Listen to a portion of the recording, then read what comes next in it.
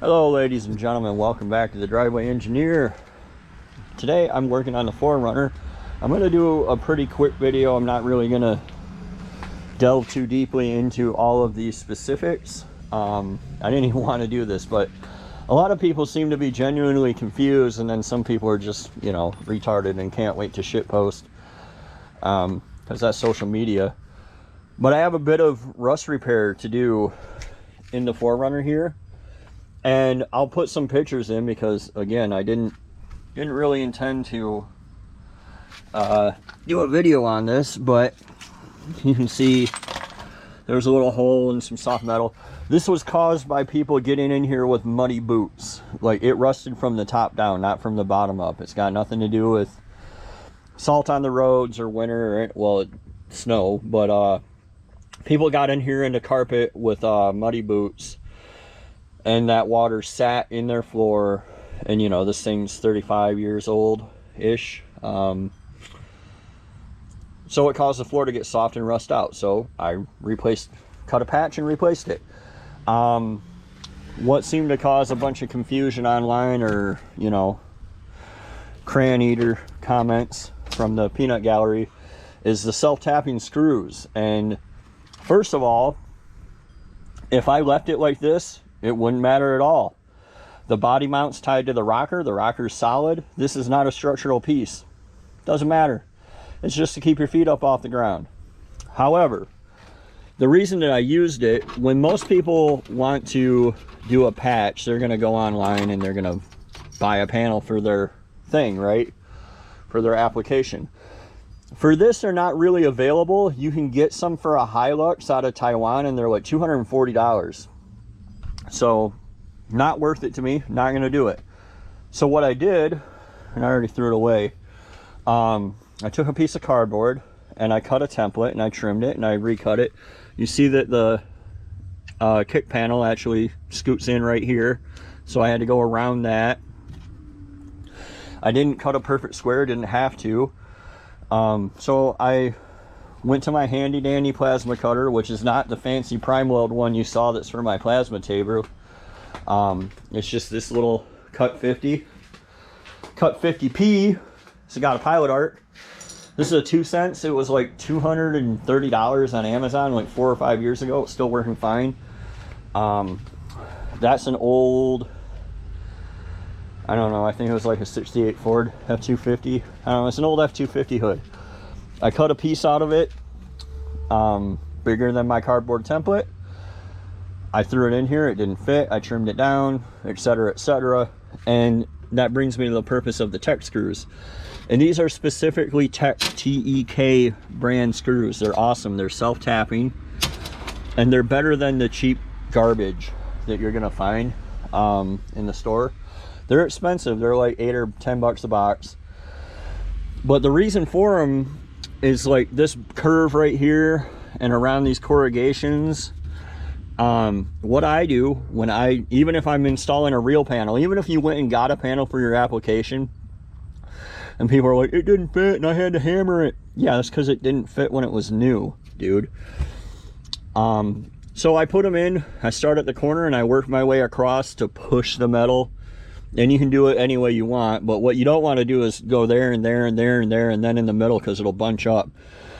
But I started along this back edge and I hammered it to get it into this shape so that it kicks up with the floor pan. Then I added some more screws and I hammered it some more and I added some more screws. If I wanted to be really fancy, I could slit around these corrugations, and I might right there because that one's kind of high, to kind of minimize that gap, and then hammer down or run screws down. And then what I'll do next is I'm gonna pull it out, and then I can drill holes.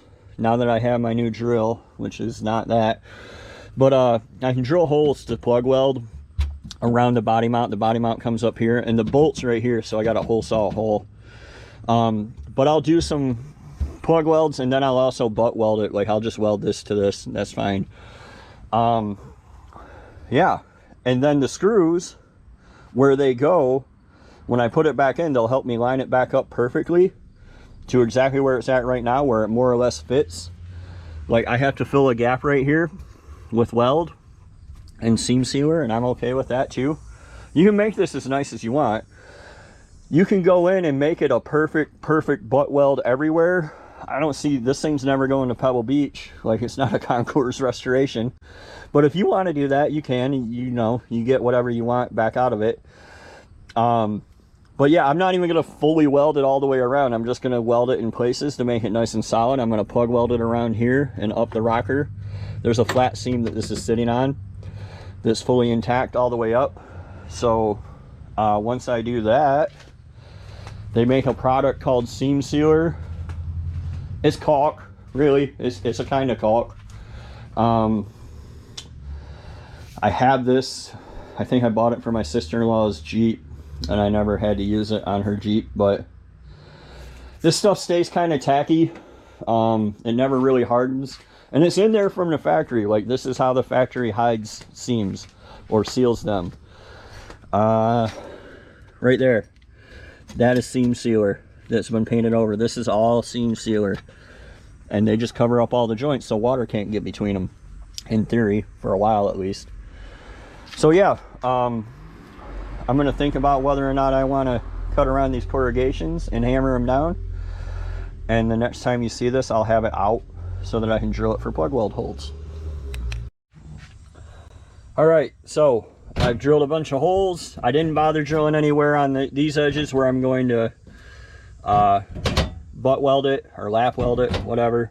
I did in here on the rocker. I did around that body mount. You see how it's all wonky now? That's because I don't have the screws or welds holding it. I'm going to grind it clean, and the backside's really rusty and it still has paint on it. I'm going to grind it clean, and I outlined in white where I'm going to grind the body clean to weld to as well. And we'll move on. The hole for the body mount, you can see now I just blew it in there with my plasma cutter. I don't have a hole saw that size, so that'll be fine. And we'll be back.